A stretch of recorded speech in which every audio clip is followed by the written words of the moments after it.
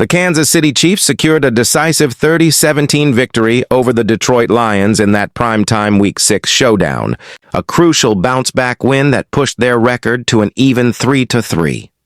The atmosphere at G.J. Field at Arrowhead Stadium was electric, fueled by a resurgent offensive performance spearheaded by quarterback Patrick Mahomes, who sliced through the Lions' defense for over 300 yards and multiple touchdowns. Their superstar tight end Travis Kelce was otherwise brilliant, hauling in 6 receptions for a season-high 78 yards. He was a constant, reliable weapon for Mahomes, moving the chains and setting up critical scoring drives. The pivotal, terrifying play unfolded near the goal line in the first half. Mahomes fired a short pass to Kelce, who saw a sliver of the end zone. In a split-second decision that defied his typical ground-and-pound style, he opted to leap, attempting to hurdle over Lions cornerback Rock Ya-Sin. It was a move he would later rue. Ya-Sin did not give an inch, instead upending the airborne Kelce, flipping him completely upside down. Kelce somersaulted through the air, his body contorting before he landed with a sickening, direct impact directly on his head and helmet. On social media, the reaction was instantaneous and panicked. Clips of the fall went viral within minutes, with fans and analysts alike expressing grave worry about potential head or neck trauma. The imagery was that brutal. It was the kind of impact the NFL's concussion protocol was supposedly designed for. The immediate aftermath on the sideline was telling. Chiefs head coach Andy Reid rushed to Kelce's side, leaning in and tapping his player's helmet, speaking words that were surely a mixture of reassurance and assessment. Trainers huddled around him, their eyes searching for any sign of instability, any flicker of disorientation. Yet, after a brief evaluation that seemed to many observers to be far too brief, Kelce was cleared to return to the game. He never entered the blue medical tent, the league-mandated symbol for a formal concussion check. The game moved on. The Chiefs scored a touchdown on the very next play, but the controversy did not subside. It intensified. The lack of a flag on the tackle was one thing, but the absence of a formal protocol activation became the central story. Online, hashtags like "Did Travis Kelce get hurt?" began trending. Critics of the league's player safety measures pointed to the official criteria. Any player exhibiting gross motor instability or suffering a head-to-ground impact with force is supposed to be automatically removed. Kelce's fall checked every box. Amateur lip readers and body language experts dissected footage, claiming he appeared momentarily spacey and dazed on the sideline. The narrative of a missed diagnosis, of the league prioritizing star power over safety, began to solidify in the public consciousness. In the post-game press conferences, Kelce himself was dismissive of the scare. He stood at the podium and downplayed the entire incident, a wry smile playing on his lips as he recounted the play. He insisted he felt no pain in his head or neck. Instead, he laughed it off as a stupid decision, a momentary lapse in judgment where he chose to go airborne instead of using his power. He expressed more frustration with his own choice than any physical ailment. Later, on his New Heights podcast with his brother Jason, he elaborated slightly, admitting that while lying on the turf, his first thought was, "I felt stupid for a second." He was emphatic that he was perfectly fine, shifting the focus to praising the Lions as a tough opponent and crediting his own team's feel and fire for the important victory. The official injury reports in the following days seemed to corroborate his story, listing no limitations for the tight end. He was a full participant in practice by midweek. The story appeared to be over. Another scary football moment navigated and survived. The incident, however, had reignited a much broader and more persistent debate about the NFL's concussion protocols, a conversation that has only grown louder since the landmark rule changes post-2020.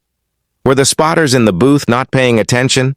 Did the team doctors exercise undue influence? Or was Travis Kelce truly, miraculously, just that tough? The questions lingered even as the Chiefs, propelled by Kelce's resilience, pulled away in the second half, solidifying their status as perennial contenders. The win was in the record books, the highlight reels were compiled, but the disturbing visual of that fall was not so easily erased. Now, the plot has taken a new concerning turn. Today, just before their crucial game against the Las Vegas Raiders, a different tune is being played. Travis Kelce has stepped to the microphone and provided what many are calling disturbing news, directly contradicting his earlier assurances of perfect health. He has revealed that he still feels a slight pain, a lingering reminder of that brutal impact with the Arrowhead turf. He stated, with a noticeable lack of his usual bravado, that he will see where his strength leads to for tomorrow. A vague and unsettling phrase that implies a level of uncertainty nobody associated with the Chiefs wanted to hear. This is no longer about a single play. It's about the aftermath, the hidden damage that doesn't always appear on the initial scan, the pain that whispers long after the roar has faded. This admission changes everything. It validates the fears of those who said the initial evaluation was insufficient. It paints the previous week's dismissals in a potentially misleading light. The focus is no longer on a win against the Lions, but on the long-term health of the team's most explosive offensive weapon. What exactly is this slight pain? Is it muscular? Is it skeletal? Or is it something deeper, more neurological? The fact that he is openly questioning his own strength and readiness for a game is perhaps the most alarming signal of all. This isn't the Travis Kelce the world knows, the indestructible force of nature who bounces back from big hits with a smile and a first down. This is a player acknowledging a vulnerability, a crack in the armor. For the Chiefs organization, this creates an immediate and profound dilemma. Do they risk their superstar on a short week against a divisional rival? Do they take him at his word when he says it's only slight? Or do they exercise extreme caution, knowing that another hit in the wrong spot could have catastrophic consequences? The protocol once again is under a microscope. Will the team be more vigilant this time? Will they force a more thorough examination now that the player himself has admitted to not feeling 100%? The entire sports world is now watching, waiting to see how this unfolds. The narrative has shifted from a scary moment in a game to an ongoing health saga with no clear ending. The victory over the Lions feels like a distant memory, replaced by the gnawing anxiety of what comes next. The true cost of that somersaulting fall is only now beginning to be calculated.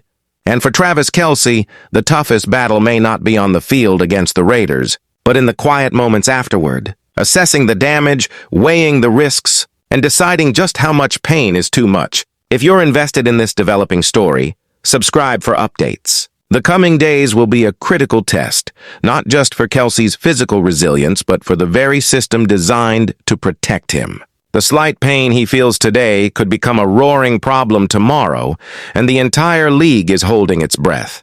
The Chiefs' medical staff now faces intense scrutiny over their handling of the initial incident. Team officials have remained tight-lipped about the specific nature of Kelce's discomfort, citing standard player privacy protocols. But sources close to the organization suggest internal discussions about whether to place him on the injury report have been ongoing since his latest admission.